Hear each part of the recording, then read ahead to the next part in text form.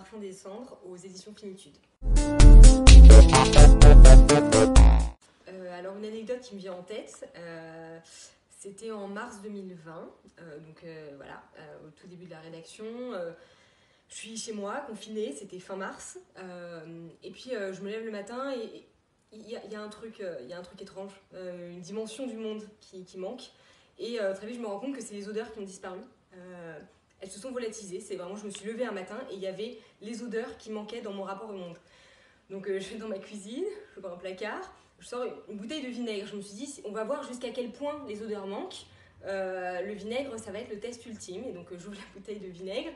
Et là, je la sniffe à plein nez, vraiment la bouteille, comme une toxico, et rien ne se passe. Mais vraiment, absolument rien. Pas une once de sensation ou quoi que ce soit. Et c'est là que j'ai réalisé qu'il y avait vraiment un problème. Et donc, je me suis dit, on va pousser le truc plus loin. Je vais essayer de boire ce vinaigre pour essayer de voir s'il se passe quelque chose. Et donc là, je prends un verre, je me verse un verre de vinaigre. Je suis sur le point de le boire. Et là, mon copain débarque et me voit dans la cuisine avec un verre de vinaigre de vin rouge que j'étais sur le point de boire. Et il me dit, mais tu fais quoi là? Et là, j'ai réalisé l'étrangeté de la situation. Je me suis dit, mais que se passe-t-il? Et c'est à ce moment-là que j'ai eu une scène en tête qui m'est venue. Cette scène d'un homme seul, dans sa cuisine, confiné non pas dans son appartement, mais dans sa propre tête, qui est vraiment enfermé en lui-même et qui boit tout seul son vinaigre de vin rouge dans sa cuisine. Et donc ce personnage, ça allait être Sylvain. Donc à ce moment-là, il n'existait pas encore de façon constituée dans ma tête, mais c'était celui qui allait devenir un des héros du Parfum des cendres. Donc cet homme très taciturne, très renfermé, qui est enfermé en lui-même et qui est réduit à l'état de vinaigre, c'est-à-dire à ce quelque chose de très astringent, de très amer, qui brûle en fait, qui brûle le fond des entrailles. Et donc pour moi, ce personnage, il est associé à cette expérience de vinaigre, cette expérience douloureuse aussi de perte, de quelque chose tourne pas rond.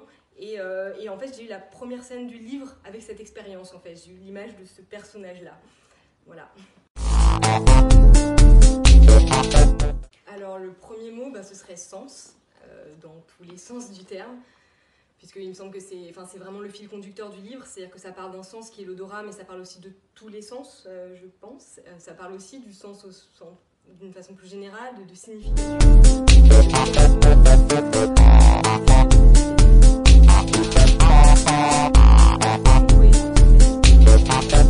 Je dirais d'abord sens. Ensuite, je dirais deuil, parce qu'en l'occurrence, ça parle de thanatopraxie, ça parle de mort, mais pour moi, ça parle moins de mort que de deuil, en fait, ce processus de reconstruction après la perte. Donc pour moi, c'est quand même un élément très important du livre.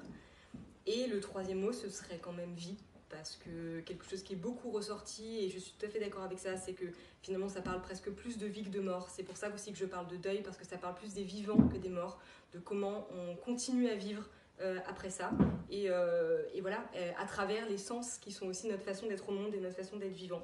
Donc moi je choisirais ces trois mots. Il y en aurait plein d'autres, mais moi ce serait ces trois-là.